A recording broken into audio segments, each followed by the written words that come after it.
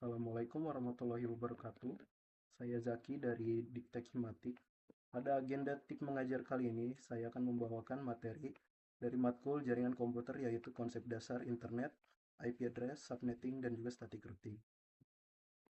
Nah, pertama-tama kita harus mengetahui dulu bagaimana sih internet itu bekerja. Nah, pernahkah kalian memikirkan bagaimana internet itu tersambung satu sama lain? Nah, gimana juga kalian mengakses sosial media, website, dan juga game online, serta berinteraksi sama orang yang berada jauh dari jangkauan fisik kalian? Nah, berikut di sini ada penjelasannya. Nah, pertama-tama kita harus mengerti dulu definisi dari jaringan itu sendiri. Jaringan sendiri itu adalah kumpulan perangkat yang saling terhubung satu sama lain, entah secara lokal ataupun secara online. Nah, internet di sini atau internet connected atau international network merupakan kumpulan dari berbagai jaringan yang saling terhubung secara global. Nah, internet ini menggunakan protokol yang sama untuk setiap perangkatnya yaitu TCP/IP. Yang ini protokol yang memungkinkan penggunanya saling bertransmisi data dan informasi secara real time. Nah, perlu diketahui internet ini bukanlah satu jaringan yang besar, melainkan gabungan dari banyak jaringan-jaringan kecil yang saling terhubung satu sama lain, sehingga membentuk suatu infrastruktur yang kompleks.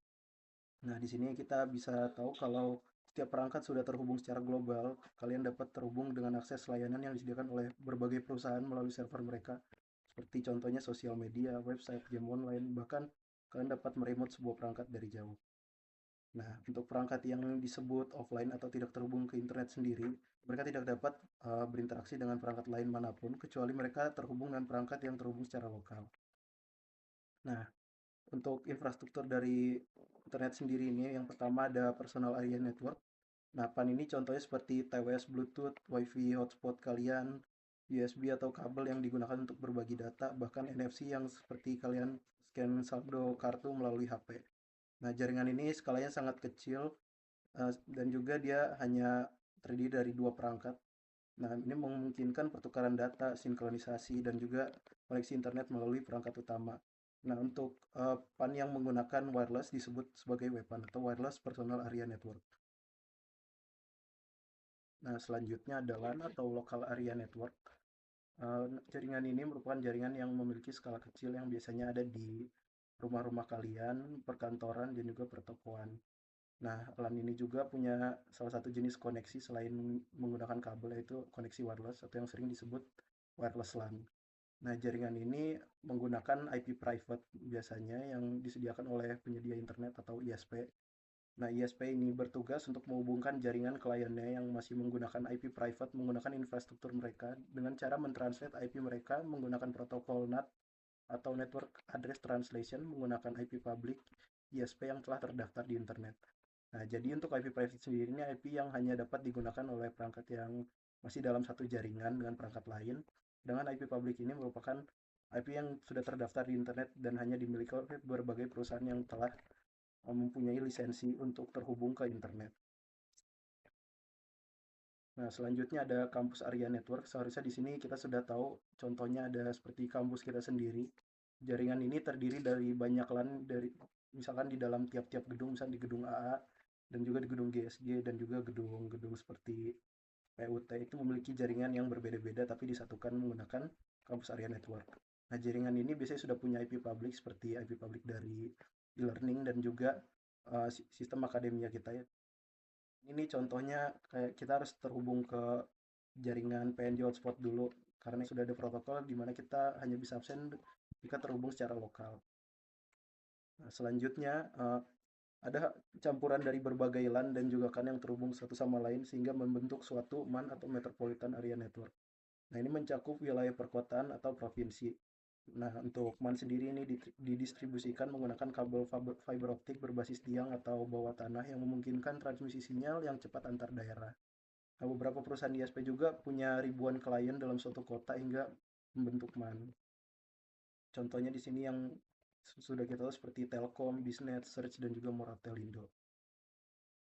Nah, yang terakhir ada WAN atau Wide Area Network. Nah, ini adalah campuran dari berbagai MAN yang terhubung satu sama lain sehingga membentuk suatu infrastruktur berskala besar dan juga dia ini terhubungnya secara antar pulau, antar provinsi, antar kota, antar negara, antar benua, bahkan mancanegara. Nah, internet ini dapat disebut sebagai one global karena dia sudah menghubungkan satu dunia. Nah, seluruh dunia ini dapat terhubung menggunakan jaringan fiber bawah laut dan juga satelit seperti yang kita tahu. Nah, memiliki jalur yang sangat kompleks dan memiliki banyak jalur backup. Jadi kalau ada satu jalur fiber optik nih yang di bawah laut terputus, maka masih ada jalur lain yang dapat memfasilitasi koneksi internet suatu negara atau suatu tempat. Nah, contohnya nih di sini Indonesia kan punya infrastruktur fiber yang mengelilingi setiap pulau ada di Indonesia yang disebut sebagai palaparing dan juga backbone yang disebut Indonesia Internet Exchange. Nah, ini bertugas untuk menghubungkan Indonesia ke jaringan luar negeri. Tapi Indonesia sendiri masih menumpang ke SGIX atau Singapore International Exchange untuk terhubung ke jaringan internasional atau internet. Nah, misalnya kalian lagi main Valorant nih. Nah, Valorant kan ada server-servernya ya. Nah, kenapa tidak ada server Indonesia dan kita hanya terhubung ke Singapura? Nah, di sini nih alasannya. Karena Singapura lebih dekat dan juga kita menumpang ke jaringan SGIX untuk terhubung ke internet. Nah, selanjutnya sebelum kita mendalami subnetting, kita harus tahu dulu apa itu IP address seperti 192.168 yang di sini seperti kita lihat. Nah, anggap aja IP address itu seperti alamat rumah, tapi bedanya ini alamat untuk perangkat-perangkat jaringan seperti router, CCTV, PC, printer, handphone kalian, dan lain-lain. Nah, tanpa alamat, seperti kita nggak tahu alamat rumah ini di mana. Sama halnya seperti IP address, kita nggak tahu data itu harus bertransmisi kemana.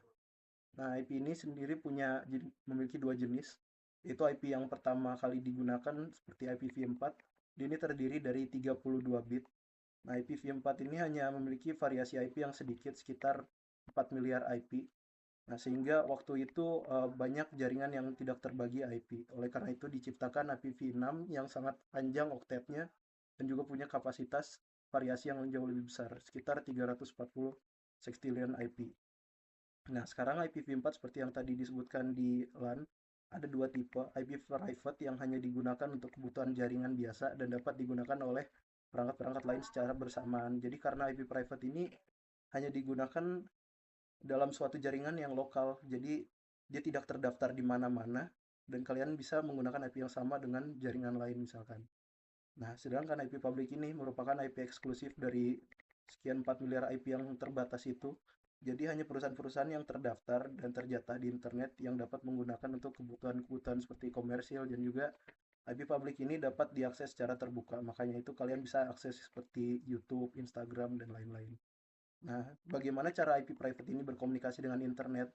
Nah, caranya seperti tadi kita menggunakan IP dari ISP yang ditranslate menggunakan protokol NAT sehingga IP private tergolong aman karena mereka sudah menggunakan layer dari public IP itu sendiri. Nah, selanjutnya kita harus mengetahui lagi perbedaan lebih dalam mengenai public IP dan juga private IP. Yang tadi disebut IP public itu terdaftar di internet dan dikenali secara global. Kalian bisa akses kapan saja dan di mana saja. Sedangkan IP private itu tidak terdaftar di internet, dia hanya bekerja di dalam jaringan lokalnya dia sendiri, sehingga bisa dipakai jaringan lain yang berbeda, tapi IP-nya tetap sama. Nah, untuk IP public ini dikeluarkan oleh ISP, misalnya ada seorang klien yang ingin upload webnya dia, jadi dia bisa akses webnya secara dari jauh. Dan juga kita bisa beli untuk kebutuhan seperti hosting, game, aplikasi, CCTV, atau perangkat dari jauh. Nah, untuk IP private sendiri ini digunakan untuk perangkat-perangkat sehari-hari yang tidak perlu akses dari jauh. HP seperti HP, laptop, printer, CCTV, router, dan IoT. Sehingga dia hanya perlu translate dari IP public menggunakan NAT. Nah, IP public ini nih biasanya cuma digunakan satu IP untuk banyak jaringan. Jadi misalkan nih ada satu desa atau satu kecamatan, dia ini hanya didapat satu IP public dari ISP-nya, bukan satu IP public itu untuk satu perangkat. Karena IP public ini masih bisa dibagi menjadi IP private menggunakan protokol NAT. Nah, router juga menggunakan NAT untuk menerjemahkan banyak IP private menjadi satu IP public. Nah, contoh IP public sendiri ini ada yang kita tahu seperti DNS 1.1.1.1.8.8. Nah, dan juga IP public ini biasanya terlihatnya random ya dan tidak punya standarisasi gitu karena itu sudah dibagikan dan ditentukan oleh standar internasional. Nah, sedangkan untuk IP private sendiri nih contohnya seperti kalian lihat di perangkat-perangkat kalian kan kelas A di sini ada 10.10.10.10 sekian. atau 20.20 sekian. Nah, untuk kelas B-nya biasanya depannya 172.16 atau 172.31. Dan yang paling familiar adalah kelas C di sini, yaitu 192.168 sekian sekian. Nah, angka IP ini nih sudah punya standar sehingga terlihat terstruktur. Jadi seorang network engineer dapat membagikan IP-IP private untuk perangkat-perangkat dalam suatu tempat lebih mudah. Nah, selanjutnya kita harus mengetahui dulu struktur dari IP address sendiri sebelum kita melakukan subnetting. Nah, IP ini kan bentuknya angka biasa atau angka desimal. Tetapi saat diproses oleh komputer, dia bentuknya tetap 0 dan 1 atau angka biner. Maka IPv4 sendiri ini dia hanyalah kumpulan angka biner yang diubah menjadi desimal agar dapat mudah di-manage dan dipahami oleh manusia. Nah, contohnya di sini nih. IPv4 sendiri ini tiap satu bloknya atau satu oktet. IPv4 terdiri dari 4 oktet. Nah, ini adalah oktet. Dalam satu oktet ini sendiri terdiri dari 8 bit. Dalam 4 oktet ini, misalnya 8 bit kita kali 4. Karena sini ada 4 oktet, maka dalam bentuk biner dia terdiri dari 32 bit. Karena di sini ada 8 ditambah 8 ditambah 8 ditambah 8, maka hasilnya 32. Nah, untuk karena 8 bit sendiri kalau menjadi pangkat dari 2 hasilnya 256. Nah, jadi kita untuk menghitung 256 IP ini dalam angka desimal, setelah kita konversi dari biner ke desimal, kita hitungnya tuh dari 0, bukan dari 1. Makanya di sini total kalau kita hitung 0 sampai 255 itu totalnya 256 angka kan.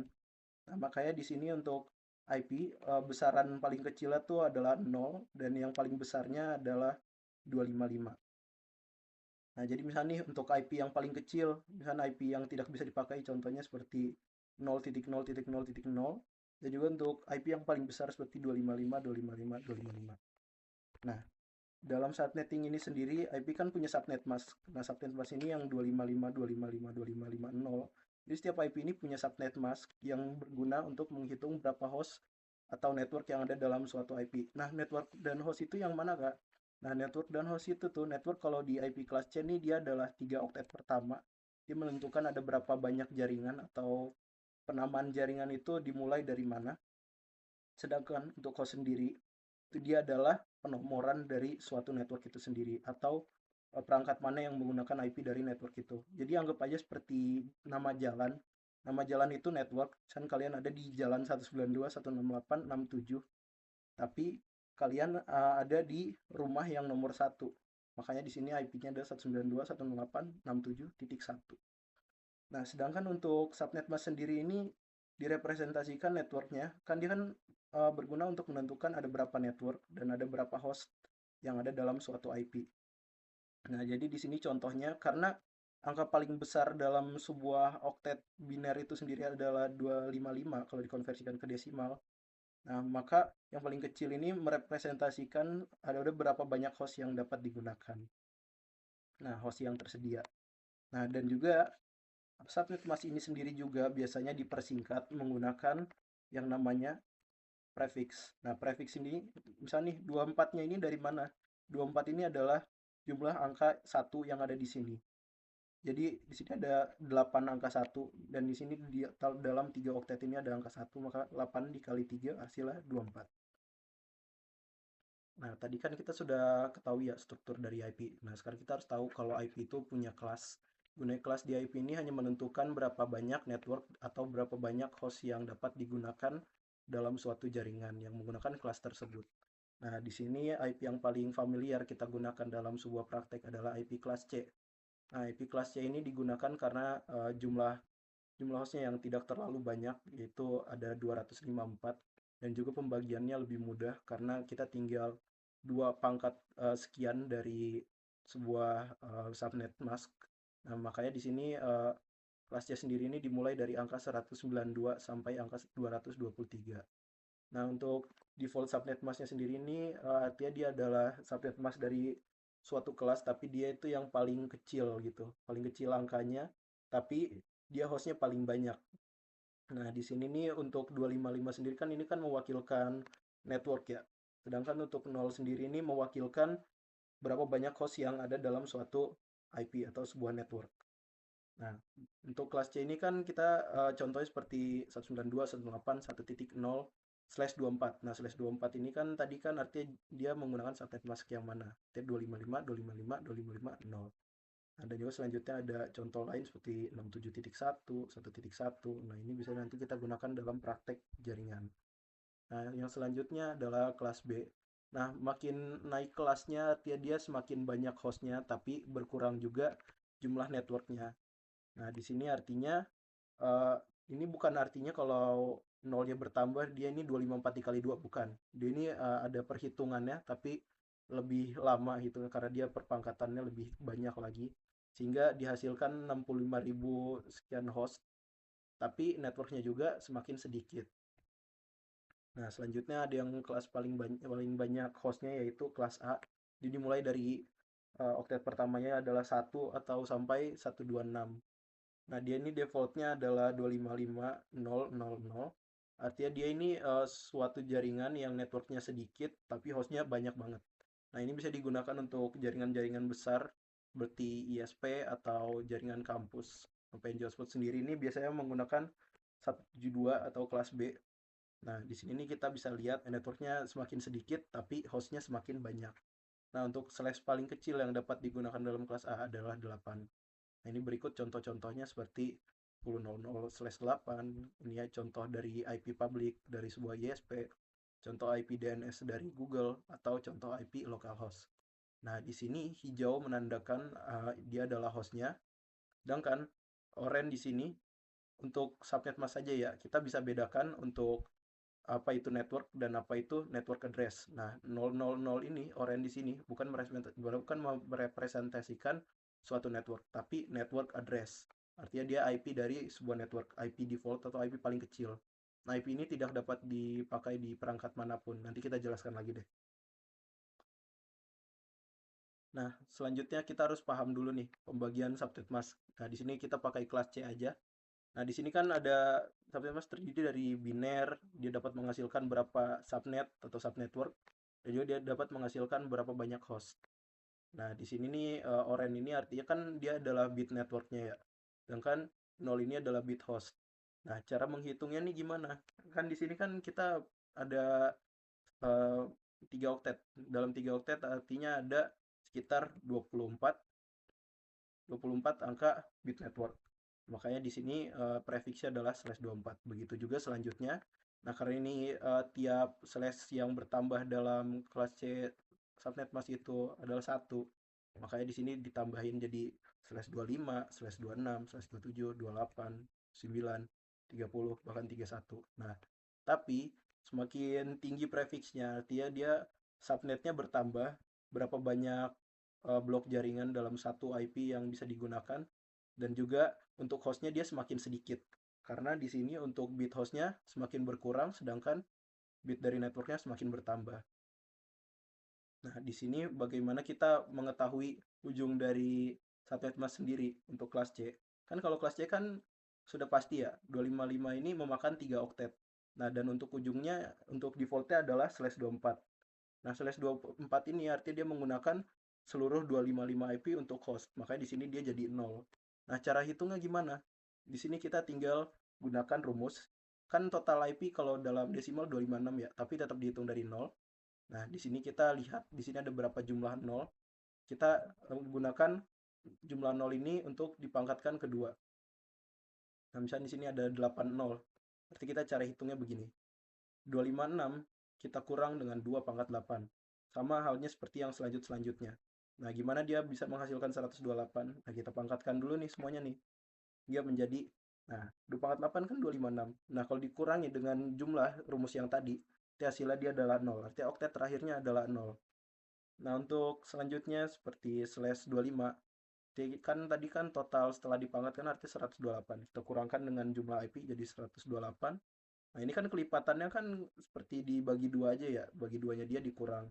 Jadi 128 dibagi 2 hasilnya 64. Kita kurangi dengan 256 hasilnya 192, 32, 16, 8, 4 hingga menghasilkan subnet mask yang ada di sini. Jadi kalian kalau misalnya mau menghitung suatu IP, kalian tinggal cek aja rumus yang di sini. Nanti PPT-nya akan saya sediakan.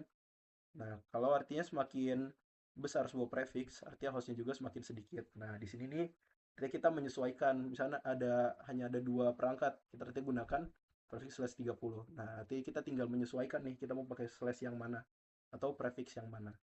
Nah, kita lanjut ke subnetting. Nah, di sini kita akan berfokus ke cara subnetting atau membagi IP kelasnya saja, karena IP kelasnya ini paling sering digunakan dalam praktek membangun suatu jaringan kecil seperti LAN, seperti di matkul jaringan komputer. Nah, subnet mask sendiri ini kan yang hostnya paling banyak di kelasnya adalah 255, 255, 255, 0 atau slash 24. Nah, tadi kan artinya kan si network ini direpresentasikan dalam 255. Artinya dalam satu satu oktet ini artinya ada 8 bit. Maka kita kalikan 3 dengan jumlah oktet yang mendapatkan network. Artinya kita 8 kali 3 mendapatkan 24 bit network, dihasilkan prefix 24. Nah, lalu bagaimana kita mengetahui berapa banyak host yang dapat digunakan dalam satu subnet mask? Nah, di sini kita gunakan sisanya. Kan 24 bit sudah digunakan ya dari total 32 bit. 32 dikurang 24, hasilnya 8. Nah, 8 ini tadi seperti yang tadi dijelaskan cara mengetahui hostnya ada berapa, kita pangkatkan dengan 2. Nah, 2 dipangkat 8, hasilnya ada 256. Nah, di sini kita harus tahu dulu nih, bagaimana kalau subnetting itu tuh ada kategori-kategorinya. Kenapa di sini kita nggak pakai 256 buat semua host? Nah, karena di sini ada yang namanya network address dan juga broadcast address. Nah, kita anggap aja deh network address itu seperti nomor RT. Nah, nomor RT kan dia cuman apa ya, simbolisasi dari sebuah sebuah komunitas gitu. Jadi dia itu bukan termasuk penduduk gitu. Nah, sedangkan untuk broadcast address ini kita anggap aja seperti nomor dari pos ronda. Jadi dia adalah tempat paling ujung yang digunakan untuk mengumpulkan setiap warga yang ada dalam suatu daerah. Sedangkan hostnya itu sendiri adalah jumlah warga atau rentang dari misalnya nih, kan hostnya ada 254 ya. Nah, artinya ada 254 warga. Dimulai dari rumah nomor 1 sampai nomor 254. Nah, di sini kan tadi kan karena ada network address dan broadcast address masing-masing satu, makanya di sini 256 kita kurangi dengan 2 dan dihasilkan 254 host.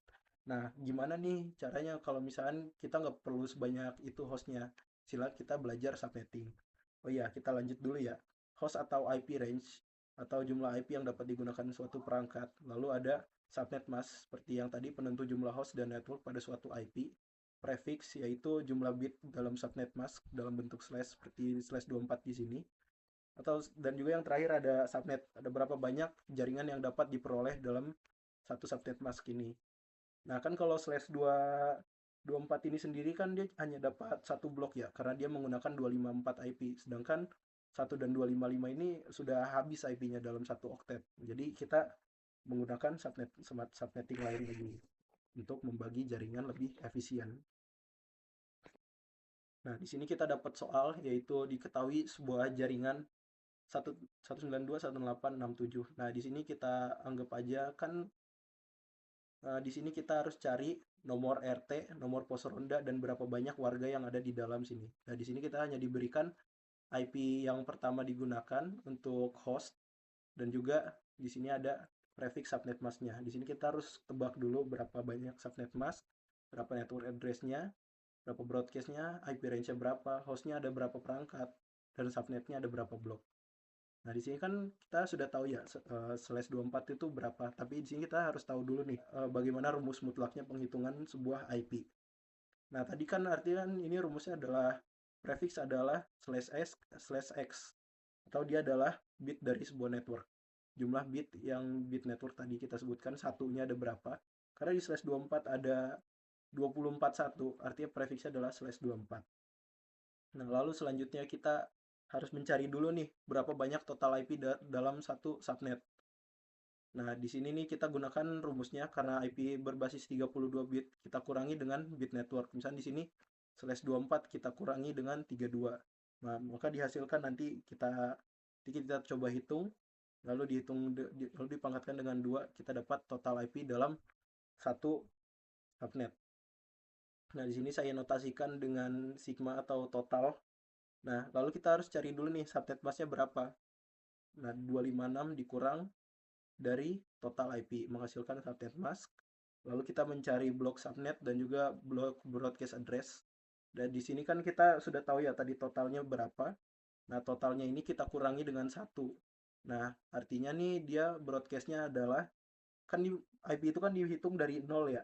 Nah, artinya kita kurangi satu saja untuk mengetahui IP paling ujung itu berapa. Dihasilkan broadcast blok satu. Nah, kalau misalnya sebuah subnet mask ini lebih dari satu blok, kita hitung lagi dengan cara berulang. Nah, broadcast blok satu ini kita tambahkan dengan total IP.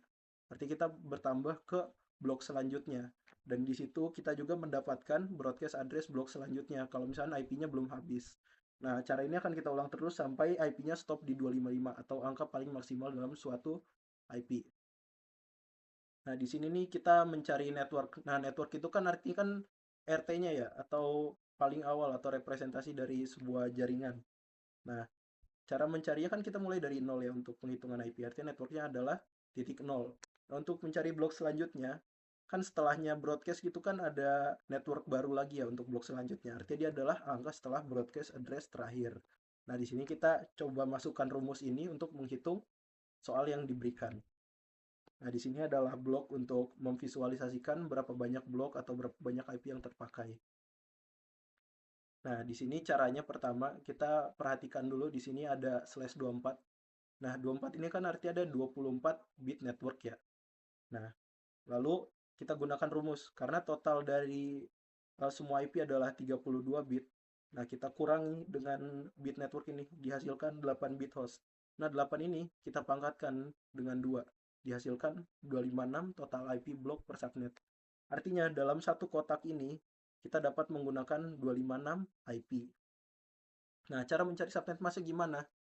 Nah, untuk subnet mask yang ini kan kita cari kelas C dengan menguranginya dengan total IP ya. Karena di sini kebetulan dia menggunakan semua IP yang ada dalam satu oktet, maka di sini 256 dikurangi total IP yaitu 256 dihasilkan 0. Makanya di sini /24 dapat diperoleh menjadi 255 255 255 0.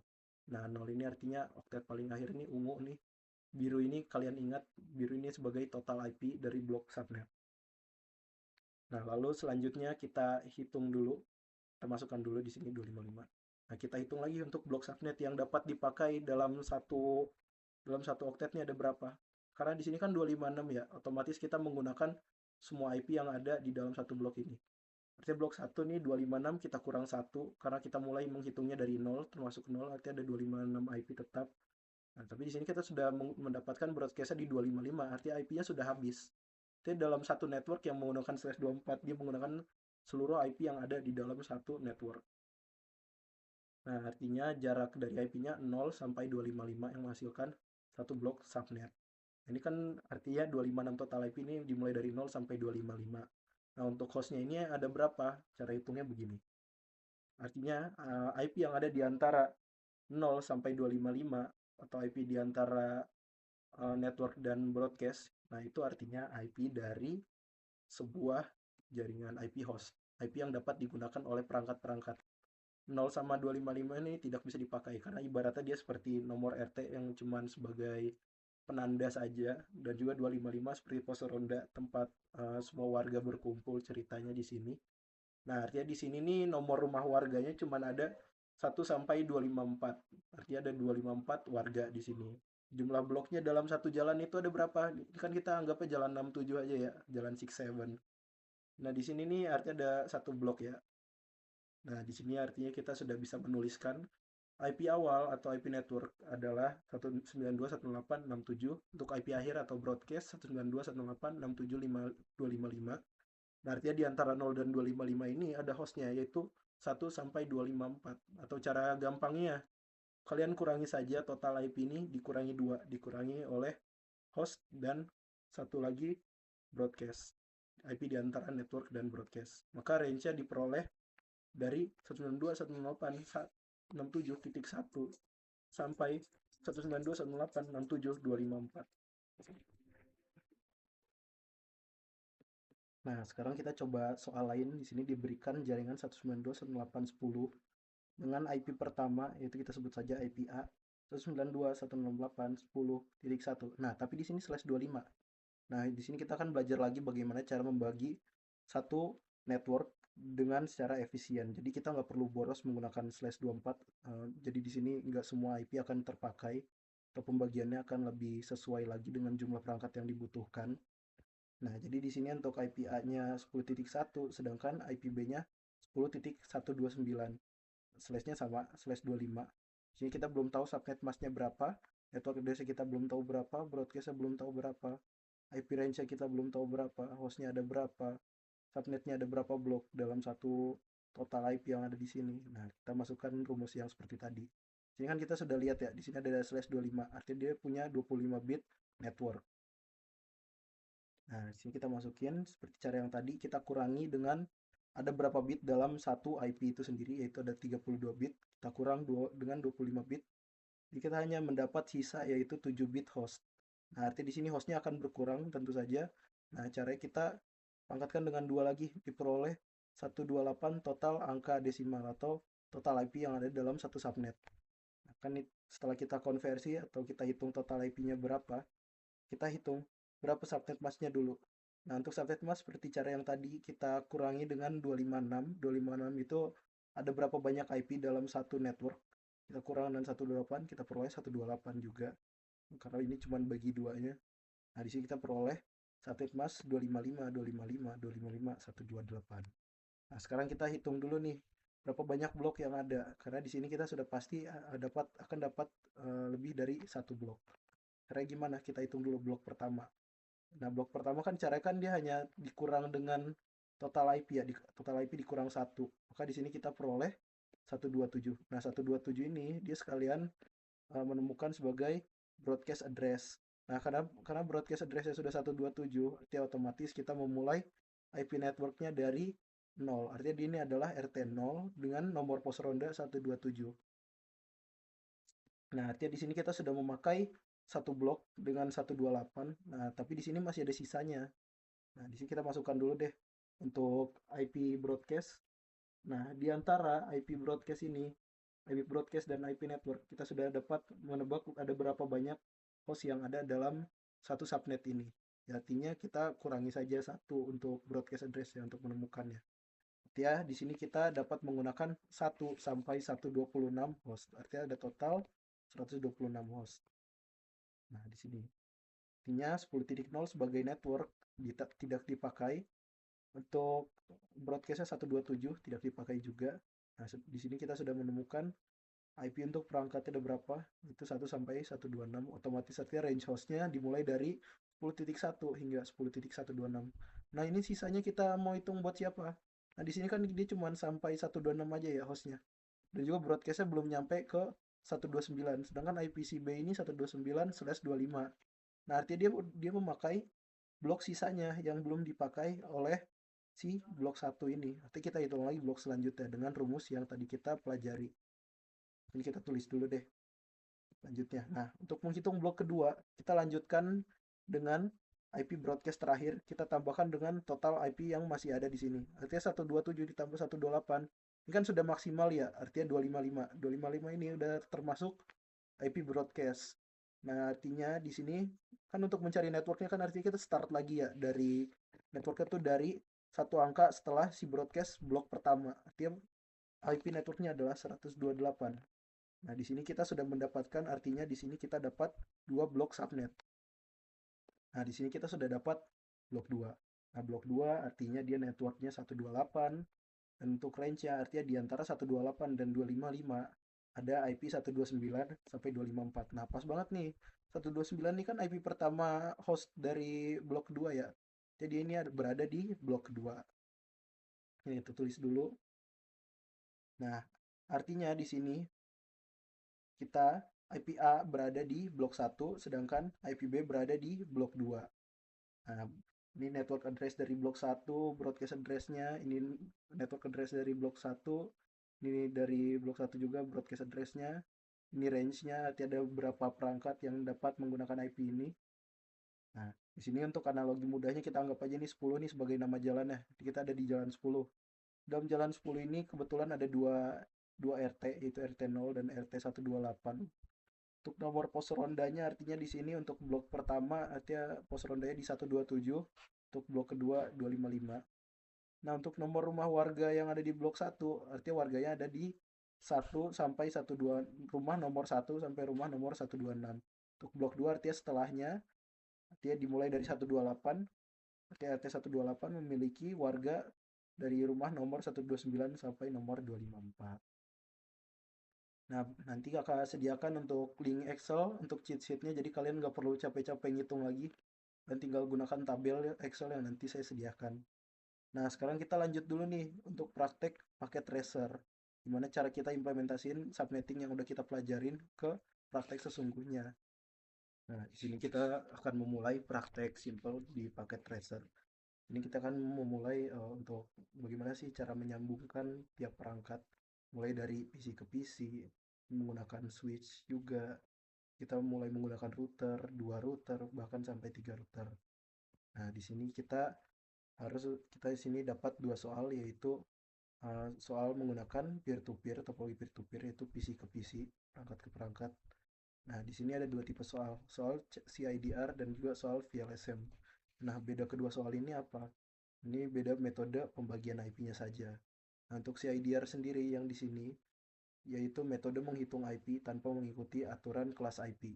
Nah, jadi IP ini bebas menggunakan subnet mask dari kelas manapun.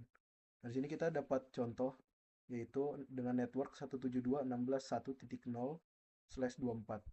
Nah, di sini kan 172.16 ini kan oktet pertama dari kelas B, sedangkan ini adalah prefix dari kelas C. Nah, di sini tidak apa kita gunakan kalau kita menggunakan metode CIDR. Di sini kita PC pertama kita gunakan IP host 172.16.1.1/24. Nah, di sini ada contohnya 172.16.1.2/24. Nah, di sini kita perlu memasukkan gateway juga, karena peer to peer ini kita harus mengetahui perangkat mana yang mau kita ping dengan menggunakan gateway. Nah, di sini kan kita menggunakan slash 24, artinya 256 IP terpakai sesuai subnetting yang tadi kita pelajari. Artinya IP yang dapat digunakan adalah 1 sampai 254. Nah, sekarang kita coba di paket tracernya. Nah, kebetulan di sini saya sudah mencoba sekali. Di sini kita coba ubah IP-nya saja. Ini cuma beda di 0 saja. Kita ubah. Untuk PC pertama kan 1.1 dengan gateway ke 1.2 ke sebelahnya. Gateway itu adalah tujuan IP yang mau dia ping kalau di peer to peer. Nah, di PC sebelahnya juga kita ubah IP-nya dengan yang sesuai di soal. Kita ubah 10.1 jadi 10 jadi 1.1. Nah, di sini untuk subnet mask-nya kan nanti otomatis diassign ke kelas B ya. Nah, kalau kita mau menggunakan metode CIDR, kita harus mengetiknya manual. Jadi di sini kita kan 255.255.0. Nah, di sini coba kita ping. Nah, pasti successful ya. Kita ping IP sebelahnya yaitu 10.1.2. Sini kita sudah mendapatkan reply dari sebelah. Kita coba yang sebelah juga. Ini 172.16.1.1. Nah, ini praktek pertama sudah selesai yang CIDR. Sekarang kita coba yang VLSM. Nah, VLSM ini kan dia kan menggunakan pembagian IP sesuai dengan jumlah perangkat yang ada dengan subnetting. Nah, jadi di sini kita akan mendapatkan network 192.168.20.0/30. Nah, slash 30 ini kan masih kelas C, sedangkan ini IP juga masih IP kelas C. Nah, di sini kita hitung dengan subnetting slash 30, kurangi dengan 32 dapat 2 IP. Nah, 2 ini total IP bukan berarti ini hostnya ya. Kita pangkatkan dulu dengan 2, dihasilkan 4 total IP per subnet. Nah, ini kita untuk menemukan subnet mask dari slash 30 ini, kita kurangi dengan cara tadi, yaitu 256 dikurang 4. Total IP-nya dihasilkan 252. Artinya subnet mask dari jaringan ini adalah 255, 255, 255, 252. Nah, untuk blok subnet 1 artinya 4 dikurang 1, kita dapat broadcast address 3. Artinya di sini kita mulai networknya dari 0 dan ujungnya adalah 3. Nah, artinya host yang tersedia adalah total IP kita kurang 2, kita kurangan oleh network dan juga broadcast. Artinya hanya ada 2 host tersedia. Dan ini kebetulan pas dengan perangkat yang kita perlukan. Nah, jadi di sini kita tidak boros IP seperti yang kita gunakan slash 24. Jadi masih banyak IP yang masih bisa digunakan oleh subnet lain, karena kita hanya menggunakan blok kecil saja dari total semua IP yang ada di sini. Nah, sekarang kita coba praktekkan di paket tracer. Ini kita ubah saja IP-nya. Nah, di sini kita ubah IP sesuai dengan soal. Kita hapus dulu semua yang ada di PC pertama. Nah, IP-nya sendiri tadi adalah 192.168.1.1.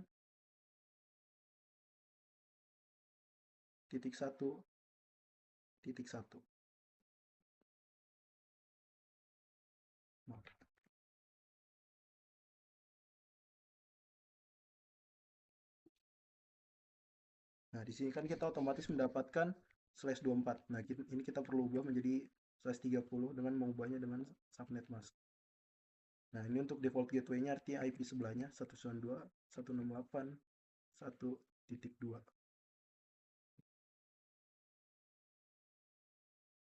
Nah, untuk IP sebelah kita ubah juga menjadi 192.168.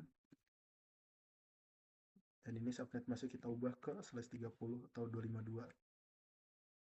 Untuk gateway-nya tetap ke IP yang di sebelah. Nah, sekarang kita coba ping. Nah, ini sudah sukses. Kedua perangkat ini sudah bisa terhubung.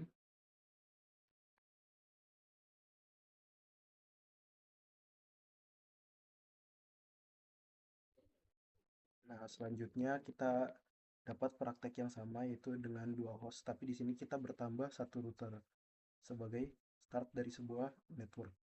Kita masih menggunakan metode VLSM, artinya kita sesuaikan dengan berapa banyak jumlah perangkat yang membutuhkan IP. Nah, di sini kan kita tidak menggunakan dua IP dari ini saja yang host. Nah, di sini juga bertambah, yaitu routernya sendiri butuh IP. Kita tidak bisa menggunakan /30 lagi dong. Jadi kita menggunakan slash yang lebih kecil atau prefix yang lebih kecil, yaitu di sini kita coba menggunakan /29 dengan IP 192.168.1.0. Nah, ini kita harus tahu dulu nih subnet masknya berapa, pembagiannya bagaimana, ada berapa host yang dapat digunakan. Kita gunakan cara subnetting yang sama, yaitu /29 kita kurangi dengan 32 dapat 3. Nah, 3 ini kita pangkatkan dengan 2, dihasilkan 8 total IP per subnet. Nah, kita cari dulu subnet masknya berapa, yaitu 256 kita kurangi dengan 8, dihasilkan 248. Artinya subnet masknya adalah 255, 255, 255, 248. Nah, untuk kita mencari broadcast address-nya bagaimana, dan juga untuk blok subnet 1 gimana. Nah, kita kurangi 8 dengan 1. Di sini kita peroleh IP broadcast, dan juga untuk hostnya bagaimana cara mencarinya biar cepat. Nah, untuk total IP ini kita kurangi dengan 2 saja daripada kita capek-capek nebak dari rentang 0 sampai 7, meskipun nggak terlalu banyak juga ya. Artinya di sini ada 6 host tersedia. Artinya range hostnya dimulai dari 1 sampai 6. Nah, di sini kita akan cek di bloknya. Nah, dia tidak menggunakan semua IP yang ada dalam 255 IP dalam satu oktet. Jadi di sini network lain masih bisa menggunakan blok yang tidak terpakai. Nah, kita coba praktek di paket tracernya ya. Nah, di sini kita coba kerjakan soalnya melalui paket tracer seperti tadi yang diberikan. Jadi di sini diberi IP untuk router, kita gunakan interface fast ethernet 01. Kita nyalakan dulu interface-nya agar dapat menggunakan interface yang kita gunakan sekarang untuk ke host-host yang di bawah agar mereka dapat tersambung. Nah, di sini kita coba masukkan IP yang tadi sudah kita dapatkan dari soal, yaitu 192.168.1.1. Nah, kenapa di sini 1.1? Karena untuk network sendiri, untuk router sendiri, sebaiknya kita menggunakan IP yang paling pertama agar lebih gampang untuk mengecek di mana sih jaringan ini bermula. Nah, di sini kita beri IP-nya dulu 192.168.1.1. Nah, di sini kita otomatis diberikan IP/24 ya. Dan karena tadi kita menggunakan VLSM, kita ubah menggunakan 248 atau /29. Nah, sekarang kita mulai konfigurasi PC-nya menggunakan IP yang tadi sudah dibagikan. Karena di sini 1.1 sudah digunakan, artinya di sini kita menggunakan IP setelahnya, IP host setelahnya. 1.1/29 192.168.1.2/29. di sini 192.168.1.3/29. Nah, sekarang kita buktikan apakah mereka benar-benar tersambung dengan metode VLSM ini yang disesuaikan dengan berapa banyak jumlah IP yang kita dapatkan dari subnetting. Kita masukkan saja IP-nya 192.168.1.2. Nah, ini untuk IP/24 yang kita ubah menjadi 129, yaitu 248. Nah, di sini untuk gateway-nya kita bukan ke perangkat sebelahnya lagi. Nah, kita harus memasukkan IP gateway dari router yang tersambung ke perangkat kita. Ini 192.168, bukan 21 ya, ini 1.1. Nah, untuk PC sebelahnya kita lakukan dengan sama. 192.168.1.3. Ubah jadi 248. 192.168.1.1 sebagai gateway. Nah, kenapa kita masih menggunakan switch di sini? Kita harus menggunakan switch. Kenapa nggak dari router langsung ke PC saja? Nah, kalau kita terhubung kedua interface berbeda dari sebuah router, nah kita sudah masuk ke dalam network yang berbeda. Kita nggak bisa berkomunikasi tanpa adanya routing. Nah, di sini kita menggunakan switch agar mereka tetap tergolong dalam satu jaringan yang sama. Ini kita koreksi lagi. Dan sekarang kita coba ping ke gateway-nya dulu ya. 192.168.1.1. Maaf, kita belum ketik ping. Nah, kita sudah dapat reply, artinya kita sudah dapat berkomunikasi ke atas, ke 1.1. Nah, bagaimana cara kita berkomunikasi ke PC sebelahnya? Nah, ini jalurnya akan semakin panjang, tapi untuk pembagian akan lebih gampang karena sudah ada router. Kita artinya ping ke 1.3. Nah, untuk transmisi datanya alurnya seperti ini. PC2 mengirimkan pesan request untuk ke 1.3 melalui router. Nah, router ini akan mencari di mana IP 1.3 itu. Makanya dia akan berjalan ke sini untuk pesannya. Nah, makanya itu pin-nya ini dapat berhasil dan mendapatkan reply karena PC3 ini dapat mengetahui PC2 juga. Mereka sudah terhubung satu sama lain. Oke, mungkin dulu untuk praktek paket tracernya. Kita lanjut ke yang static routing setelah ini. Oke, selanjutnya untuk implementasi routing pada soal paket tracer, di sini kita mendapatkan soal static routing 2 router. Nah, di sini kita mendapatkan satu topologi yang berisi 2 router dan masing-masing dalam satu router ini memiliki 2 host. Nah, yang hijau ini adalah host, yang oranye di sini yang saya tandai adalah satu network yang dimiliki oleh router 1. Nah, di sini kita anggap satu network ini sebagai RT yang oranye ini. Jadi di sini RT1 dan RT2. Nah, tujuan kita di sini dalam mengerjakan soal ini adalah bagaimana host yang ada di RT1 dapat berkomunikasi dengan RT2. Nah, jadi ini ibaratnya kayak orang lagi nyari jalan gitu atau nyari alamat. Nah, ini tuh mau untuk perangkat yang dari di RT1 nih mau ke RT2 lewat mana. Nah, di sini kita menggunakan static routing. Nah, routing sendiri ini ada dua sebenarnya ya, ada dynamic routing juga selain static routing. Dynamic ini otomatis, sedangkan static routing ini kita add manual rutenya kemana untuk tiap perangkat ini mau ngeping ke jaringan lain atau ke network lain. Jadi kita anggap aja network sebagai RT ya, saya ulangi lagi. Nah, dan di sini agar kedua router dapat saling berkomunikasi dan mengetahui host dia yang mana aja, sini kita buatkan network untuk si router lagi. Artinya kita tambahkan interface. Nah, untuk soal yang sebelumnya, kita ubah IP-nya ya. Di sini kita ubah jadi /24, dua-duanya kita gunakan campuran antara CIDR dan juga VLSM. Di sini contohnya seperti di network untuk sambungan router.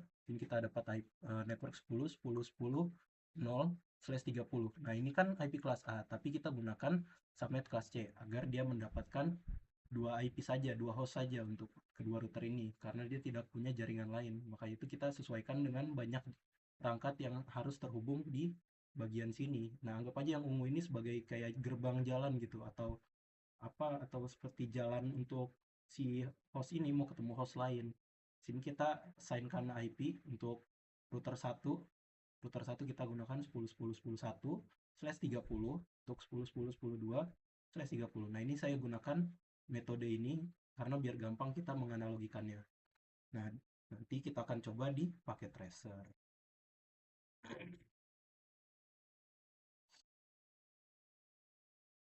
Nah, di sini kita lanjut ke paket tracernya. Sini saya sudah taruh soalnya di kiri agar kita gampang untuk sambil melihat IP-nya yang perlu desain apa saja. Nah, di sini saya sudah pemesain IP untuk para hostnya, jadi kita tidak perlu capek-capek nambahin lagi di video ini. Nah, di sini saya sudah assign sesuai dengan ketentuannya. Untuk perangkat di router 1 atau RT1 sini di sini ya itu 1.2 dengan gateway-nya 1.1. Nah, ini gateway-nya kenapa ke sini bukan ke perangkat sebelahnya? Karena dia merupakan bagian dari RT1 atau jaringan 1.0 ini. Kayak dia memerlukan gateway ke si router. Sama halnya seperti router-router sebelahnya, seperti PC-PC sebelahnya, maaf. Dan juga untuk di host di RT2 kita menggunakan cara yang sama juga. Kita tambahkan IP-nya sesuai dengan ketentuan di sini karena dia merupakan jaringan 2.0. Hanya kita di sini pakai 2.2, 2.1. Nah, untuk slash-nya ingat ya, ini slash 24. Sedangkan untuk yang di router atas, kita assignkan IP sesuai yang di ketentuan sini. Untuk fast Ethernet 0 yang ada di router 1, kita assign IP 10.10.10.1.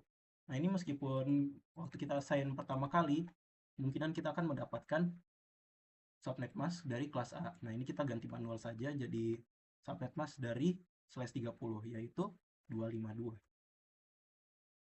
Sama halnya seperti yang di sebelahnya, dan juga kita jangan lupa untuk mengassign IP gateway. IP gateway ini merupakan interface yang akan terhubung ke network yang ada di sini, network 1.0 dan network 2.0.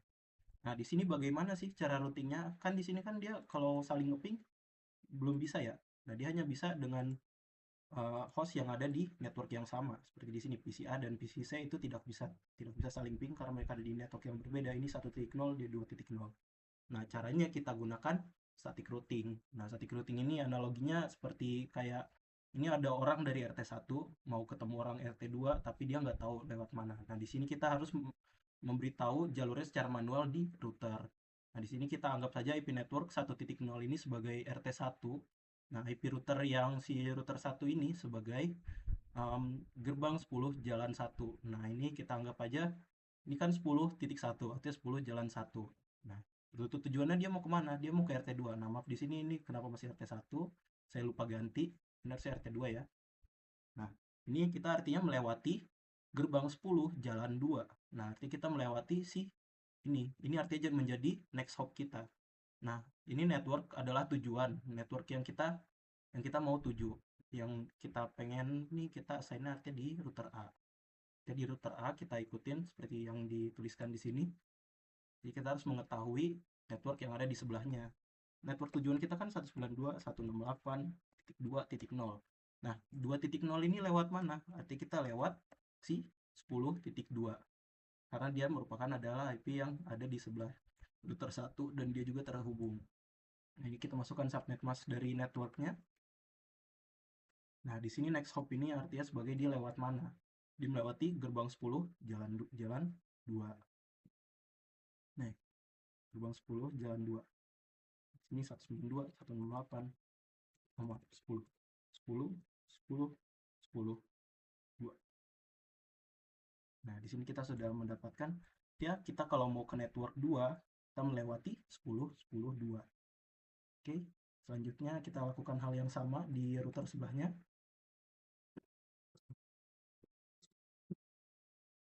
Nah, di router sebelahnya, kan ini kan IP network kita adalah 2.0 atau RT2.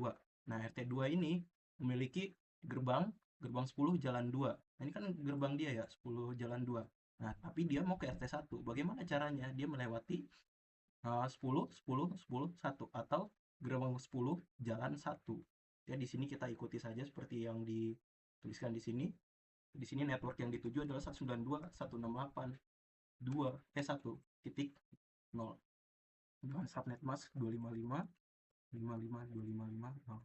Perlu diingat ini mask yang dimasukin ini subnet masknya si network ya, bukan punyanya si next hop. Untuk next hop kita tuliskan saja IP-nya 10 10 10 1.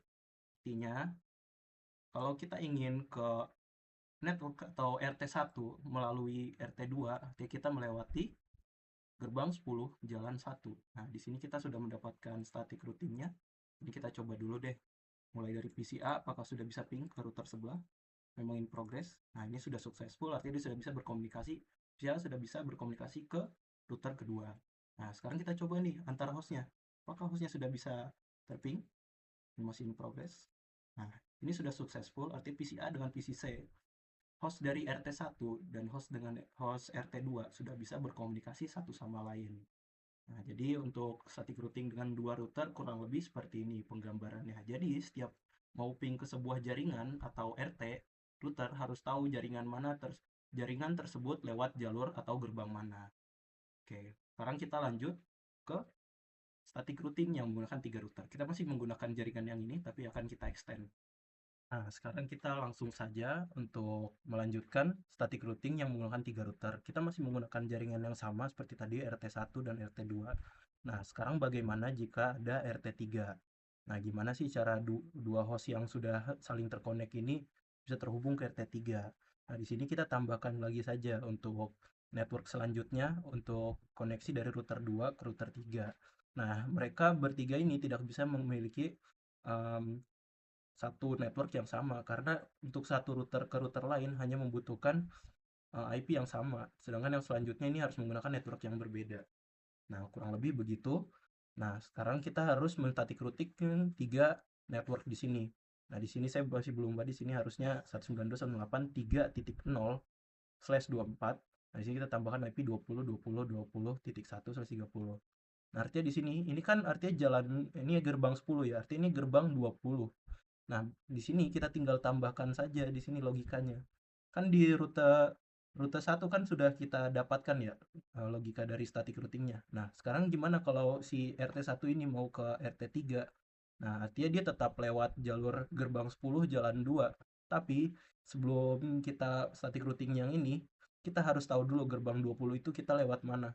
Karena si 10 ini tidak akan kenal ke si 20 kalau tidak di static routing. Nah, oleh karena itu, di sini saya harus men-static routing lagi di bagian RT1 dulu. Nah, sini kita config dulu deh untuk si router 3 ini. Nah, router 3 ini saya berikan IP 20.20.2/30. 2. Nah, di sini kita ubah dulu jadi /30 atau 252. Nah, di sini kita berikan dulu networknya. Nyalakan deh. Nah, lalu untuk networknya artinya dia kan RT3. Artinya dia 192.168.3.1. Dia sebagai gateway. Kita nyalakan. Nah, di sini PC-nya kita assignkan dulu IP-nya 192.168.3.2. 3.2 dengan gateway 192.168.3.1, yaitu si interface fase Ethernet 0, 1 si router 3. Sama halnya seperti yang biasa. Maaf. 192.168.3.1. Oke. Aman. Sama halnya seperti yang di sebelah. 192.168.3.3. 2550. Gateway-nya masih sama 3.1. Oke, sekarang kita hubungkan dia dengan si router 2 ini. Nah, di sini saya tambahkan satu interface menggunakan switch 1 NF. Ini kita matikan dulu routernya. Nah, itu kita tambahkan, kita drag ke sini. Nah, di sini artinya untuk sambungan barunya adalah Ethernet 0. Ethernet 0 tersambung ke F00 milik si router 3. Nah, di sini artinya kita berikan dia IP 20.20.20.1. Jadi dia gerbang 20 jalan 1. 20, 20, 20, tik 1. Kita ubah jadi /30, 252. Oke. Nah, sekarang kita harus men-static routing tiap router lagi. Nah, jadi karena si router 1 ini baru kenal si RT2, nah makanya di sini kita harus memperkenalkan si RT3 juga ke dua network yang ada di sini. Nah, di sini kita mulai dari RT1 dulu aja deh. Sini kan dia kan sudah tahu ya buat si ke RT2 ini dia lewat mana. Nah, gimana sekarang kalau kita mau ke RT3? Seperti yang di sini disebutkan, kita harus kenal dulu dengan gerbang 20. Nah, kita mau ke gerbang 20 lewat mana? Artinya kita melewati gerbang 10 jalan kedua. Kita mau ke 20, 20, 20, 0. Nah, di sini kita masukkan subnet mask dari networknya sendiri yaitu /30, artinya 252. 252. Nah, untuk next hopnya artinya dia melewati gerbang 10 jalan 2. 10, 10, 10, 2. Nah, terus bagaimana kalau dia mau ke RT3? Gampang, kita tinggal ubah lagi saja karena dia sudah kenal dengan gerbang 20. 192, 168.3.0 kita ubah menjadi /24. Nah, next hopnya ini tetap sama karena dia masih melewati gerbang 10 jalan 2. Kita add.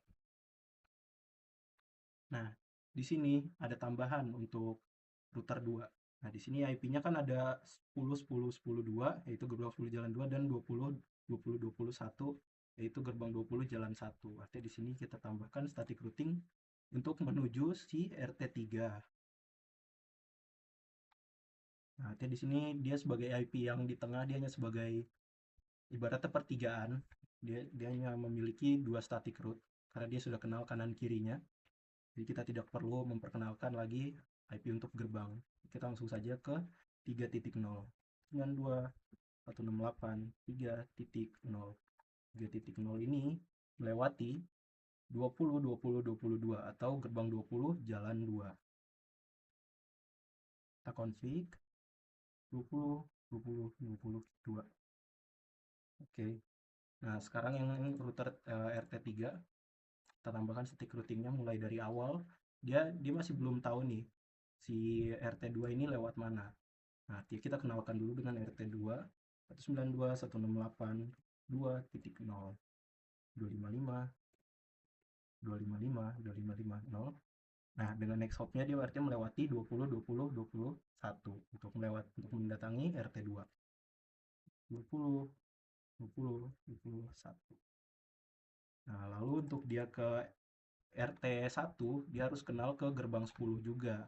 Karena di sini dia tidak dalam cakupannya si gerbang 10. Makanya di sini kita sebutkan dulu 10 10 10 1 0. Nah, di sini karena dia size 30 kita ubah subnet masknya jadi 252. Dan juga yang terakhir kita masukkan si network atau RT1. 8.1.0. Nah, di sini artinya dalam tabel routing ini router A memiliki 3 static route. Router A dan C memiliki 3 static route, sedangkan router B sebagai pertigaan hanya memiliki 2. Nah, di sini kita coba ping saja dulu. Kita coba ping dari sini ke sini. Nah, di sini sudah successful. Sudah successful artinya di PCA ini artinya RT1, RT2 dan RT3 bisa saling ping. Nah, di sini kita coba lagi PCC untuk ping ke PCA. Nah, ini adalah kurangnya dari static routing. Dia pasti akan mencari jalurnya dulu, baru dia menganggap kalau pingnya ini successful. Karena pasti satu ping pertama pasti itu akan request timeout karena root sedang mencari jalan. Nah, kalau kita sudah ngeping banyak-banyak ke router-router lain, nah tidak ada lagi yang namanya failed. Ini langsung successful karena dia sudah kenal satu sama lain. Oke, kurang lebih itu saja untuk materi saya kali ini. Jika ada yang kurang jelas bisa ditanyakan ke saya. Dan juga kurang lebihnya mohon maaf jika ada salah kata atau yang tidak mudah dipahami. Tolong dimaafkan. Saya Zaki pamit undur diri dari Tik Mengajar. Wassalamualaikum warahmatullahi wabarakatuh.